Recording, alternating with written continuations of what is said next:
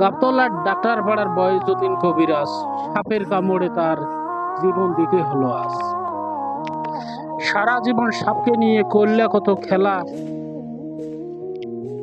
আজ সাপে তোমার জীবন নিল। একটু করেছো অসাবধানতা এবং করছো অবহেলা। নিজের জীবন বাঁচাইতে পারো না তুমি কেমন কবিরাজ, অসাবধানতায় তোমার জীবন দিতে হলো আজ। বন্ধুরা, ভিডিও ফুটেজটা দেখুন।